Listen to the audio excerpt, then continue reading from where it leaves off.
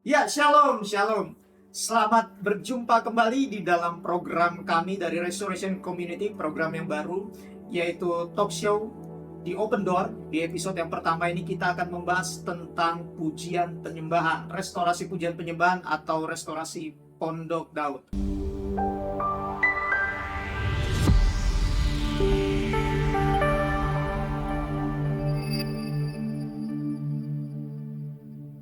Saat ini kalau Anda menyaksikan, ada bersama-sama dengan saya, ada Saudara Tommy, Shalom. kemudian juga ada Saudara Arthur, ya. Shalom.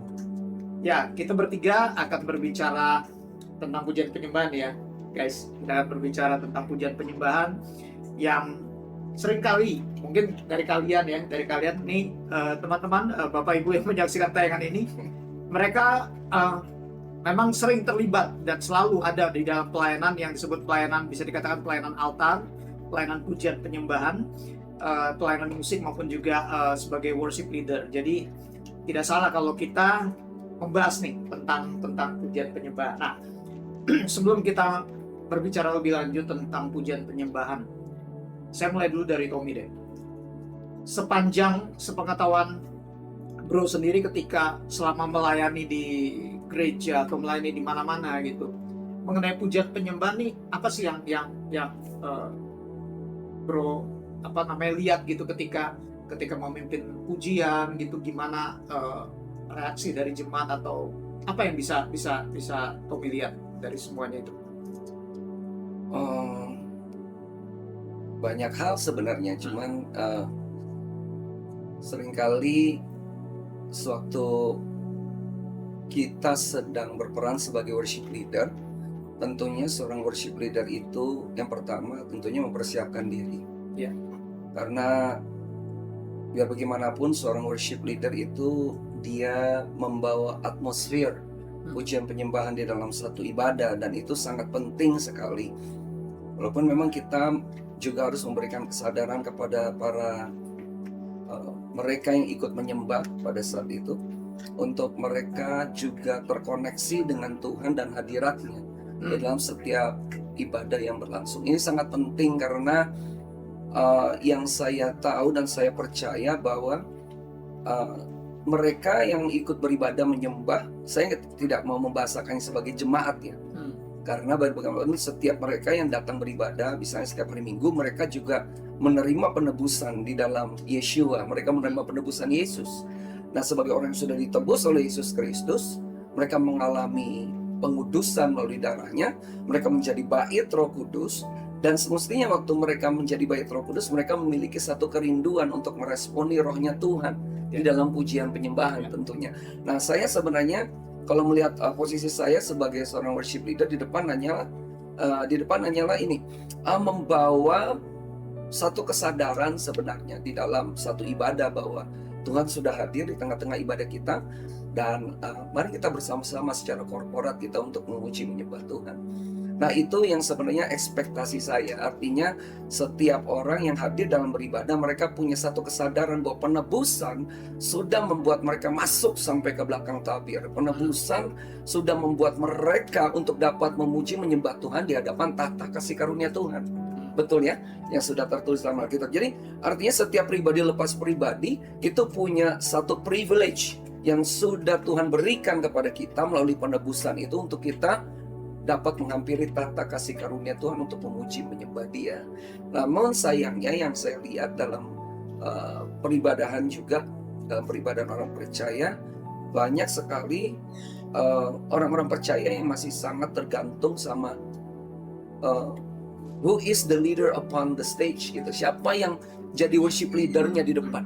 Makanya ada satu pertimbangan-pertimbangan di dalam pujian penyembahan itu. Ini pujiannya nggak naik, worshipnya nggak naik, kalau dia pimpin nggak naik. Tapi kalau nggak ngangkat, kalau orang lain itu ada yang ngangkat. Itu kalau menurut saya, itu berarti sebenarnya kalau orang-orang memberikan penilaian seperti itu, berarti kalau menurut saya mereka sebenarnya tidak masuk ke dalam pengertian bahwa melalui penebusan sebenarnya bukan berbicara siapa yang di depannya memimpin pujian penyembahannya, tapi kesadaran setiap pribadi bahwa mereka datang untuk menyembah Tuhan, datang untuk menyembah Tuhan, untuk memuji Tuhan. Sehingga atmosfer yang terbentuk ini adalah corporate atmosphere. Jadi itu satu atmosfer dibentuk oleh karena 2-3 orang berkumpul memuji menyembah Tuhan. Tuhan hadir di situ, Tuhan dimuliakan, dan setiap pribadi mengalami Tuhan. Ya. Bukan hanya dia yang memimpin dia di mimbar untuk dapat membawa setiap mereka untuk mengalami Tuhan, tetapi kesadaran dari setiap orang yang hadir bahwa mereka beribadah untuk mereka mengalami Tuhan, mengalami perjumpaan dengan Dia, mengalami kasih-Nya Tuhan, mengalami hal-hal yang ajaib dari Tuhan waktu mereka datang beribadah. Jadi lebih kepada saya melihatnya waktu saya menjadi worship leader, lebih kepada saya melihat ekspektasi mereka, apakah mereka datang secara ritual atau karena mereka datang karena mereka mengerti bagaimana penebusan Kristus telah membawa mereka masuk sampai ke belakang tabir untuk memuji menyembah Tuhan.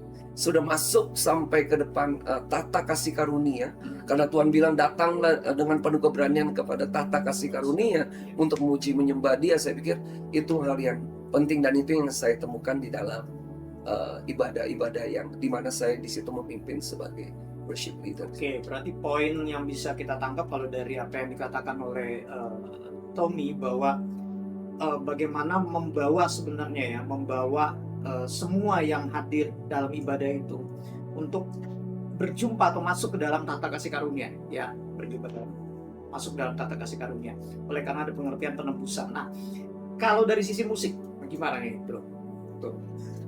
Oke, dari sisi musik, seringkali kalau di dalam pelayanan yang saya temukan, banyak pemain musik itu dalam pelayanan itu mereka datang tanpa ada hubungan. Kadang-kadang saya lihat seperti itu. Jadi seperti itu. Jadi kadang mereka datang, mereka tidak punya hubungan, sehingga waktu pas pada saat mereka bermain, mereka punya mindsetnya udah salah. Menurut saya udah salah, karena gini, untuk datang melayani Tuhan itu kita pertama harus punya hubungan dari rumah. Kita udah punya hubungan. Jadi ketika kita datang, kita udah punya kerinduan untuk Tuhan melakukan sesuatu. Dan mentalitas kita sebagai pemain musik, seringkali yang dibangun oleh gereja di zaman dulu adalah musik itu di bawah worship leader, musik itu di bawah hamba Tuhan yang khotbah. Pada dasarnya itu mentalitas yang harus dihapus, karena gini, ketika Tuhan panggil kita harus melakukannya dengan tanggung jawab yang penuh kepada Tuhan itu sendiri. Kita tahu waktu kita main musik, Tuhan itu hadir. Bahkan sebelum kita sampai pun, kita lagi pasang alat pun, Tuhan itu udah ada di situ. Nah, seringkali saya temukan beberapa orang yang mereka bahkan datang karena jadwal. Bahkan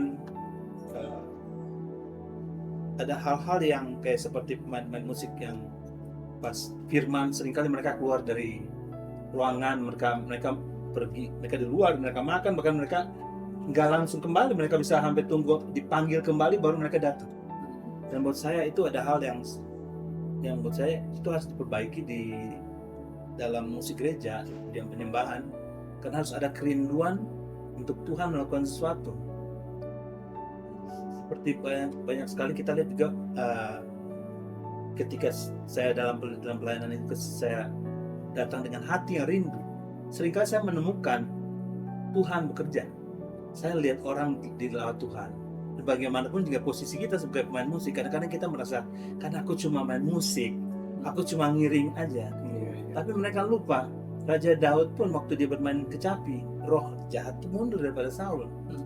Ada satu hal kalau kita baca juga di Alkitab, saya lupa, tapi ada satu kejadian yang gini.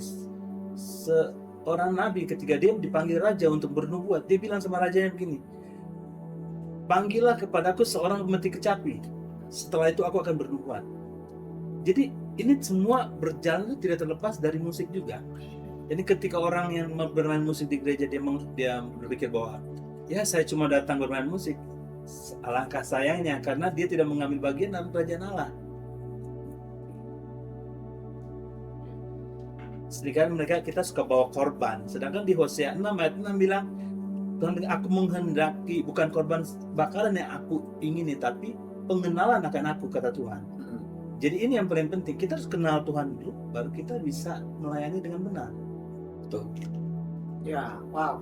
Ini jadi semakin dalam sebenarnya kalau kita mau bahas lebih lanjut, karena poin yang kedua tadi yang disampaikan oleh Bro Arthur ini lebih kepada bagaimana si man behind yang dari pemain musiknya ini ya, maksudnya ya. Ini bagaimana mereka tuh memiliki hubungan dengan Tuhannya, dan bagaimana dari hubungan dengan Tuhannya itu ketika mereka datang melayani bukan hanya sekedar jadwal, mereka akan membawa satu atmosfer yang berbeda sebenarnya gitu, dan tidak ada istilahnya tadi yang dikatakan yang satu lebih tinggi daripada yang lain, enggak, tetapi ini sebenarnya sama gitu, yang di stage itu, yang di altar itu, karena ini juga memang bukan show ya, bukan pertunjukan, ini semua kita datang melayani Tuhan, dan yang tim yang ada baik pemusik maupun juga vokalsnya, worship leader dan para singers ini kan sebenarnya bagian dari tim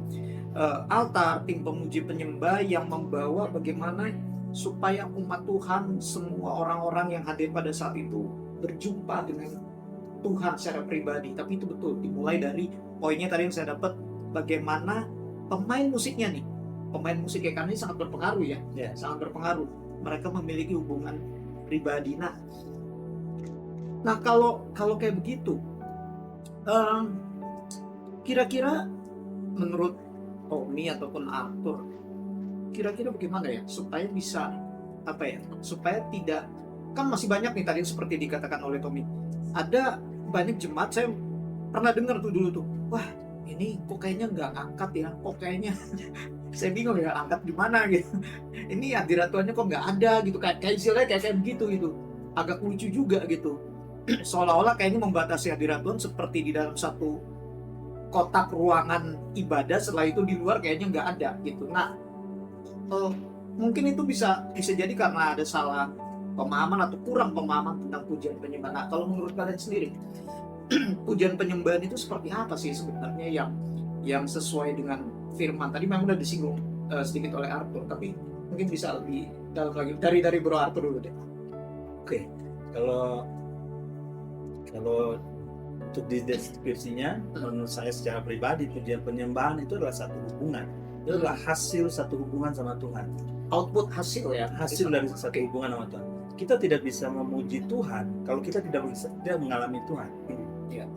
Jadi kita bisa memuji Tuhan karena contoh kita kagum dengan ciptaannya Tuhan. Kita lihat gunung yang bagus, kita bilang wah Tuhan luar biasa. Tapi itu hanya secara umum global. Tapi ketika kita memuji Tuhan karena Tuhan tolong kita secara pribadi, waktu Tuhan membuat sesuatu yang membuat kita itu mustahil buat kita untuk lewati, dan Tuhan tolong kita, itu ada satu pujian kepada Dia, rasa terima kasih, ucapan syukur, dan itu lahir dari kesungguhan yang paling dalam, bukan yang kita lihat dari kasat mata. Oh gunung ini bagus, ini saya lihat kayak satu negara itu kok dia bagus, Tuhan hebat, Tuhan bisa bikin ini. Enggak, bukan itu, tapi sesuatu yang kita alami sehingga kita berjumpa pribadi gitu ya, pribadi, hubungan sama Tuhan, dalam finansial mungkin, dalam hubungan kesehatan atau keluarga, rekonsiliasi, kita lihat campur tangan Tuhan, dan kita puji Tuhan karena campur tangan Tuhan dalam kehidupan kita. Sehingga waktu kita pegang alat musik, waktu kita main, itu berbeda dengan kita mengiring, beda. Ya betul. Jadi waktu kita main tuh mata kita tertuju, makanya seringkali saya tuh suka nangis kalau saya rasa hadirat Tuhan kuat. Bahkan ada beberapa lagu yang bisa sentuh hati saya kuat sekali, karena saya teringat tentang Tuhan itu sendiri, Bapa yang begitu baik saya. Jadi ketika saya main, saya kadang-kadang udah nggak terlalu mikir lagi saya mainnya harus seperti apa. Jadi saya lebih cenderung untuk merasakan hadirat Tuhan ketimbang saya harus fokus bermain. Ya. Dari Tommy, apa Tom? Iya, saya tadi setuju dengan perkataan Brother Arthur mengenai bagaimana setiap pribadi yang baik itu worship leader, singer, pemain musik, itu sangat penting sekali mereka itu memahami hubungan mereka dengan Tuhan. Itu sangat penting. Mengenal, bukan hanya mengenal keberadaan Tuhan, tapi memiliki hubungan dengan Tuhan. Pengalaman. Iya, karena apa yang kita mau bawakan di atas mimbar itu harusnya merupakan refleksi dari hubungan kita sama Tuhan. Kalau kita nggak punya hubungan sama Tuhan, nggak mungkin kita bisa ada atau dapat memimpin sebagai worship leader atau singer atau pemain musik. Nggak ada sesuatu yang bisa kita bawa. Karena apa? Karena hubungan itu tidak ada. Karena pengenalan akan Tuhan itu tidak ada, gitu. Nggak ada gitu. Jadi kalau misalnya kita ada dan kita memiliki hubungan itu, makanya di Yohanes 4 ayat 24 yang Tuhan Yesus berkata ini bahwa Allah itu roh. Barang siapa mau menyembah Dia, atau Elohim itu roh, barang siapa menyembah Dia harus menyembah Dia di dalam roh dan kebenaran. Seringkali kita membahasakan ayat ini, memuji Tuhannya dalam roh dan kebenaran. Itu bisa aja diterjemahkan seperti itu, bisa. Tapi sebenarnya kalau kita melihat dari cerita keseluruhan di Yohanes 4, waktu itu kan cerita mengenai Tuhan Yesus berjumpa dengan perempuan Samaria ya. Nah, sebenarnya di situ Tuhan Yesus sedang berbicara kuat mengenai bagaimana seorang penyembah itu harus mempunyai gaya hidup untuk dapat berjalan di dalam tuntunan roh dan kebenaran. Dan tidak ada seorang pun yang dapat berjalan dalam tuntunan roh dan kebenaran kalau orang tersebut tidak memiliki hubungan dengan Tuhan. Tak mungkin. Nah, refleksi kita waktu kita sedang membawakan menjadi worship leader, menjadi singer, pemain musik, itu adalah ini loh, karena kita sudah memiliki perjalanan. Hubungan itu akan membuat hubungan kita dengan Tuhan, membuat kita memiliki perjalanan bersama dengan Tuhan. Waktu kita memiliki perjalanan bersama dengan Tuhan, tadi Bro Arthur udah jelasin ya, waktu dia merasakan keajaiban, mungkin itu dia melihat dari alam yang dia lihat di sekeliling dia, atau pengalaman berjalan bersama dengan Tuhan. Pengalaman berjalan bersama dengan Tuhan yang merupakan satu kesinambungan dari pengenalan kita akan Tuhan. Itulah yang sebenarnya membuat kita akhirnya di atas mimbar itu kita bisa membawa apa yang sudah selama ini kita alami bersama dengan Tuhan di atas mimbar itu. Jadi we bring relationship, we not bring religion upon the stage. Kita tidak membawa agama di atas mimbar, enggak. Kita tidak membawa hal yang ritualistik sebenarnya di atas mimbar, tapi kita membawa ini loh, kita mengenal Tuhan, berjalan bersama dengan Tuhan, mengalami hubungan dengan Tuhan, dan apa yang sudah kita alami dengan Tuhan itu yang kita bawa di atas itu. Jadi itu bukan sesuatu kepura-puraan jadinya, apalagi bukan hanya sekedar kita tahu hafal lagunya, tetapi karena we know God, because we walk with God, we have this connection with God, we have this intimacy with God. Waktu kita punya itu terefleksi loh melalui pelayanan kita. Kalau kita nggak punya nilai-nilai itu, waduh, itu bahkan kalau mungkin orang berkata bahwa kok kalau misalnya WL ini pimpin kok kayaknya naik, kalau yang pimpin lain enggak. Sebenarnya kalau menurut saya hubungan dan perjalanan seseorang di dalam pelayanan altar atau worship leader, singer, pemain musik sangat penting untuk dia mengerti bahwa dia tidak hanya membawa skillnya di dalam menyanyi di atas mimbar atau di dalam bermain musik. Dia tidak hanya membawa skillnya dalam bernyanyi dan bermain musik, enggak, tapi dia sedang membawa hubungannya dia bersama dengan Tuhan. Nah, di lain sisi saya juga sebenarnya jemaat yang dewasa adalah jemaat yang juga mengerti bahwa mereka sebenarnya dipanggil di dalam satu perjalanan dan hubungan yang sama dengan Tuhan. Karena kan kita mengerti ya, kayak 1 Korintus 3, 1 Korintus 6, 2 Korintus 6 itu berbicara tentang tubuh kita ini baitnya Tuhan sekarang gitu loh. Jadi kemanapun kita pergi sebenarnya kita bisa terkoneksi dengan rohnya Tuhan. Kita terkoneksi dengan Dia di dalam perjalanan kita. Jadi waktu kita datang beribadah sebenarnya seperti saya ya, sebenarnya saya nggak selamanya selalu jadi worship leader. Saya suka juga tuh datang ke ibadah saya cuma duduk untuk beribadah. Kenapa? Karena saya tahu waktu saya datang beribadah secara korporat, whoever it is on the stage, siapapun dia di atas mimbar, saya waktu saya lagi tempat saya sedang menyembah Tuhan, saya sedang membawa hubungan saya sama Dia, saya sedang memuji Dia. Jadi kedewasaan di dalam memuji menyembah Tuhan sih memang itu perlu dibangun sampai sekarang. Tapi itulah yang saya lihat sebenarnya, dan saya bisa mungkin mendefinisikan mengenai pujian penyembahan itu seperti apa. Itu lebih dari hanya sekedar kita tahu lirik lagu, kita tahu chord musiknya, kita pandai dalam menyanyikan lagu, atau kita pandai untuk mainkan musiknya. Tapi gini, bagaimana di dalam setiap hal yang kita persembahkan di atas mimbar itu semua adalah refleksi dari perjalanan kita bersama dengan Tuhan. Makanya kita nggak bisa membandingkan worship leader yang satu dengan yang lain, karena setiap orang mengalami perjalanan dengan Tuhan yang berbeda-beda di dalam kehidupannya, berbeda. Karena apa yang mereka bawa itu adalah satu hubungan yang sudah mereka jalani bersama dengan Tuhan. Perjumpaan sama Tuhan itu, kenapa waktu kita main musik, mata kita tertuju kepada Tuhan. Kalau kita main, kita tahu diri nih. Kita main tidak mungkin tidak akan jadi lebay lagi. Karena ada satu pribadi yang sedang kita lihat Tuhan yang kasih itu sedang mengalir buat kita. Yes. Sehingga kita main dikontrol sama Roh Kudus itu sendiri.